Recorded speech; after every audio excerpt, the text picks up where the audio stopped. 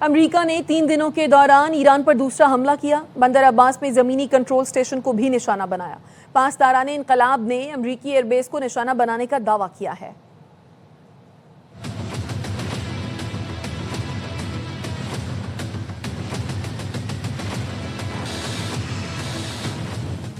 امریکہ کا 3 دن میں ایران پر دوسرا حملہ، امریکی سینٹرل کمانڈ کی تصدیق، پاسداران انقلاب کی جوابی کارروائی۔ امریکی سینٹرل کمانڈ کا کہنا ہے بندر عباس میں ایران کے عسکری مقام کو اس وقت نشانہ بنایا جب وہاں سے ڈرون لانچ ہونے والا تھا۔ 4 ایرانی حملہ آور ڈرونز مارے گئے جو ابنائے ہرمز کے اطراف خطرہ بن رہے تھے۔ امریکی حکام کا کہنا ہے ابنائے ہرمز میں ایران کے فوجی اہداف کو نشانہ بنایا۔ امریکی حملے کا مقصد اپنی افواج اور ابنائے ہرمز میں تجارتی جہازوں کو لاحق خطرہ ختم کرنا تھا۔ پاسداران انقلاب نے کہا امریکی فضائی حملے کے جواب میں بندر عباس کے قریب اس امریکی اڈے کو نشانہ بنایا جہاں سے ایران پر حملے کیے گئے۔ پاسداران انقلاب کا کہنا ہے جواب ایک سنجیدہ تنبیہ ہے، دشمن جان لے جارحیت کا جواب ضرور دیا جائے گا۔ اب اگر حملہ ہوا تو ہمارا رد عمل اس سے زیادہ فیصلہ کن اور دردناک ہوگا۔ پاسداران انقلاب کا یہ بیان اس وقت سامنے آیا جب کویتی فوج نے اپنے بیان میں کہا کویت کا فضائی دفاعی نظام اس وقت دشمن کے میزائل اور ڈرون حملوں کا مقابلہ کر رہا ہے۔ ایرانی فوج کا کہنا ہے آبنائے ہرمز سے گزرنے والے امریکی آئل ٹینکر پر فائرنگ کر کے اسے واپس جانے پر مجبور کر دیا۔ ایک امریکی آئل ٹینکر نے اپنا ریڈار بند کر کے آبنائے ہرمز سے گزرنے کی کوشش کی۔ ایران کی بحریہ نے انتباہی فائرنگ کی اور جہاز کو واپس جانے پر مجبور کر دیا۔ پاسداران انقلاب کا کہنا ہے 3 جہازوں کو آبنائے ہرمز میں داخلے سے روکا ہے۔ امریکی صدر ٹرمپ نے عمان کو تباہ کرنے کی دھمکی دے دی۔ امریکی صدر نے کہا سعودی عرب اور دیگر ممالک معاہدہ ابراہیمی میں شامل نہ ہوئے تو شاید ایران سے معاہدہ نہ ہو۔ عمان کو دیگر ملکوں جیسا برتاؤ کرنا ہوگا ورنہ تباہ کر دیں گے۔ آبنائے ہرمز پر ایران کا تک مطمئن نہیں ہوں۔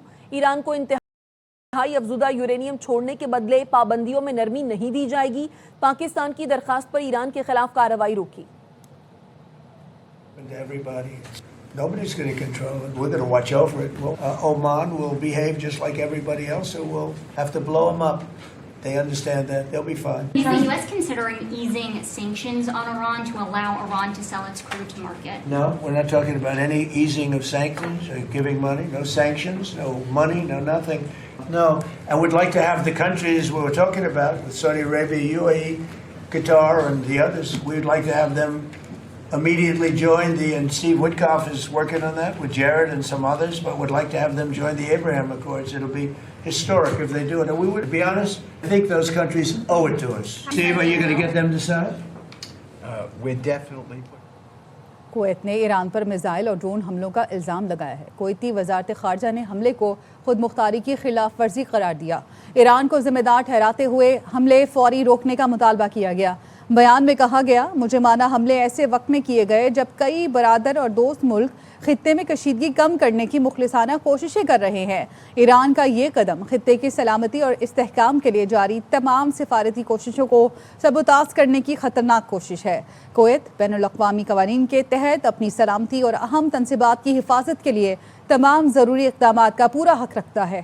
سعودی عرب، قطر اور UAE کی کویت میں ایرانی حملوں کی مذمت۔ تینوں ممالک کی وزارت خارجہ نے حملے کویت کی خود مختاری کی خلاف ورزی قرار دیے۔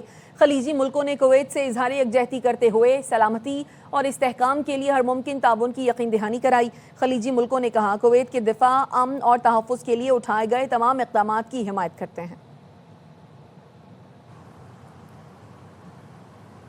ایرانی سپریم لیڈر سید مجتبی خامنائی نے ارکان پارلیمنٹ پر زور دیا ہے کہ وہ باہمی اختلافات کو دشمنی میں تبدیل کرنے سے گریز کریں۔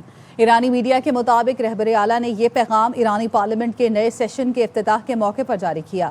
مجتبی خامنائی نے کہا ملک کی ترقی کے لیے اسپیکر محمد باقر کالباف کی خدمات کو سراہتا ہوں۔ دشمن اپنی شکست کا بدلہ لینے اور ایرانی قوم کو جھکانے کے لیے پروپیگنڈے اور اقتصادی دباؤ کے بعد ملک میں انتشار پھیلانے کی سازش کر رہا ہے۔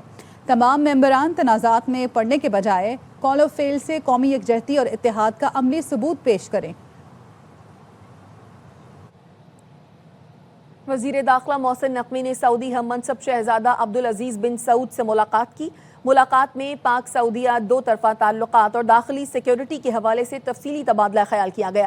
دوران ملاقات فیصلہ کیا گیا کہ federal constabulary special diplomatic protection unit کے 200 اہلکاروں کو سعودی عرب میں ٹریننگ دی جائے گی۔ دو طرفہ تعاون بڑھانے کے لیے سعودی عرب کی وزارت داخلہ کا اعلیٰ سطح کا وفد بہت جلد پاکستان کا دورہ کرے گا۔ دونوں وزرائے داخلہ نے ایک دوسرے کو عید الاضحیٰ کی مبارکباد دی اور نیک خواہشات کا اظہار کیا۔ سعودی وزیر داخلہ نے پاکستانی ہم منصب محسن نقوی کو حج کی مبارکباد دی۔ وزیر داخلہ محسن نقوی نے حج کے دوران سعودی حکومت کے بہترین انتظامات کی تحسین کی۔ دونوں وزرائے داخلہ نے خطے کی تازہ ترین صورتحال پر بھی بات کی۔ سعودی عرب کے وزیر داخلہ نے کشیدگی میں کمی کے لیے پاکستان کے مثبت کردار کو سراہا۔